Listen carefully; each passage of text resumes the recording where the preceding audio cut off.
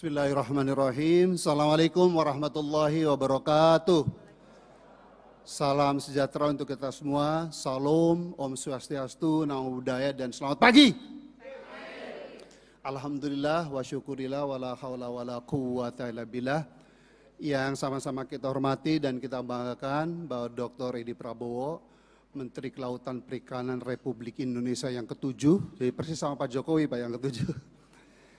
Yang kami hormati Bapak Dr. Yazilul Fawait, Wakil Ketua MPR RI, yang terhormat Bapak Dr. Nono Sampurno, Wakil Ketua DPD RI, yang saya sangat banggakan Adinda Abdul Ghafur Masud, Ketua Umum Aspeksindo, Sekjen Aspeksindo, Pak Lauli, para Bupati dan Wali Kota, tokoh-tokoh bangsa. Di sini ada Pak Nurin Halid dari Dekopin, ada Pak Andi Rukman dari Wakil Ketua Umum Kadin Republik Indonesia, para Bupati dan Wali Kota daerah pesisir dan kepulauan seluruh Indonesia. Tentunya kita bersyukur kepada Allah Tuhan Yang Maha Kuasa bahwa di tengah-tengah suasana keterbatasan ini kita masih bisa beraktivitas hal-hal yang produktif dan positif untuk kemajuan bangsa. Bapak Menteri, Ibu-ibu dan Bapak-bapak hadirin yang berbahagia, ada 4 alasan utama kenapa Aspeksindo memegang peran sentral terhadap maju mundurnya bangsa ini. Pertama ada alasan fakta fisik bahwa 3/4 wilayah kita termasuk zona ekonomi eksklusif itu berupa laut. Dan kita merupakan the largest archipelago on earth, negara kepulauan terbesar di dunia ya. Kita 17.508 pulau, sedangkan ranking keduanya dipegang Filipina, Pak Menteri, hanya 7.000 itu. Jadi ranking keduanya hanya kurang dari setengahnya dari kita. Itu jadi luar biasa ya. Kemudian kalau kita pernah mendengar ajaran dari profesor bidang ekonomi regional yang pernah mendapatkan hadiah Nobel, yang namanya Walter Isaak dari Cornell, kata beliau geography is destiny. Jadi faktor fisik itu menentukan nasib sebuah bangsa. Jadi kalau negara kita itu kepulauan dan laut tetapi paradigma pembangunannya darat, itu nggak mungkin maju. Jadi itu faktor pertama Pak Masud ya, sangat penting. Yang kedua adalah soal potensi pembangunan yang ada di pesisir, pulau kecil dan lautan. Menurut hasil penelitian dari Profesor Robert Costanza dari Maryland University bahwa wilayah pesisir, Pak Menteri, itu hanya 10% dari the globe ya, atau bumi itu. Tetapi 45% dari seluruh sumber daya alam dan environmental services atau jasa-jasa lingkungan ada di wilayah pesisir gitu. Jadi sangat gigantic potensi ekonominya.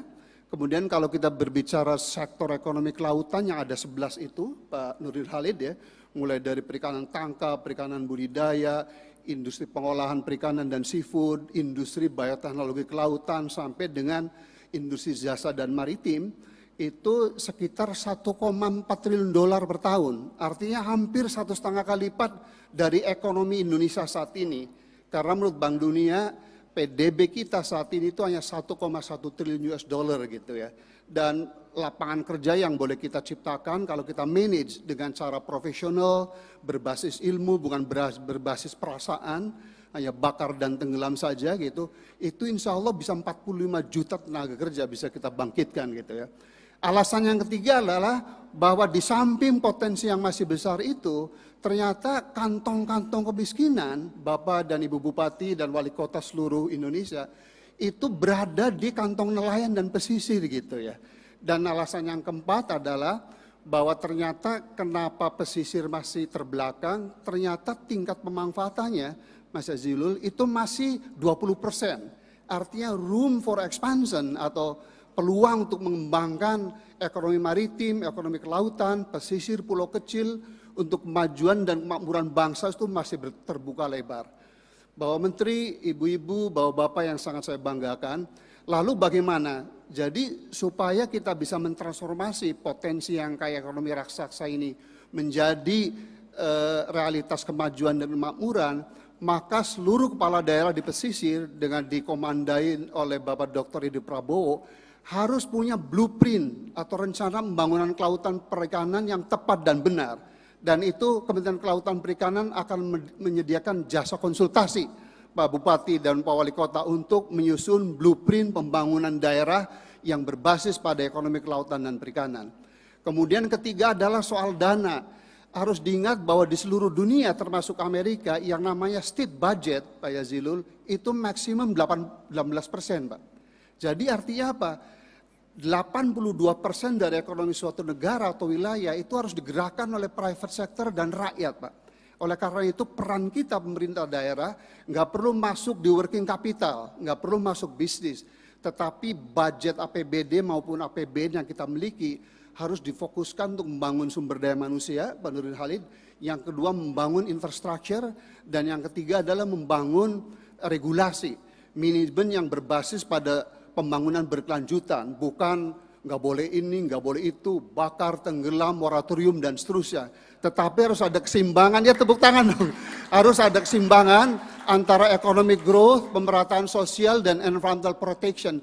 That is the myth of sustainable development. Bukan berarti sustainable development itu nggak boleh itu rakyat miskin dan tenggelam gitu ya. Jadi itulah format pembangunan yang akan digelar terus-menerus oleh Pak Edi Prabowo secara nasional. Mudah-mudahan kemitraan antara Aspeksindo dengan Kementerian Kelautan Perikanan akan menjadi produktif dan berdaya guna untuk kepentingan bangsa. Dan terakhir saran soal Undang-Undang 23 2014 yang menjadi kisruh Pak Sekjen, karena seolah-olah pemerintah kabupaten dan kota itu nggak dapat peran. Menurut saya harus berdasarkan pada prinsip cost sharing dan benefit sharing gitu. Jadi nggak perlu kewenangannya ya, tetapi ada bagi hasil, Pak, ada bagi kewenangan gitu ya. Kalau itu maka kita akan tidak tercerai-berai. Saya kira itu aja, dan atas nama tim Dewan Pakar Aspeksindo dalam suasana yang bahagia ini ingin mengucapkan selamat ulang tahun yang ketiga. Semoga Aspeksindo makin bermakna, makin berkontribusi terhadap kemajuan dan kemakmuran bangsa. Wallahu muwaffiq ila aqwamit thoriq. Assalamualaikum warahmatullahi wabarakatuh.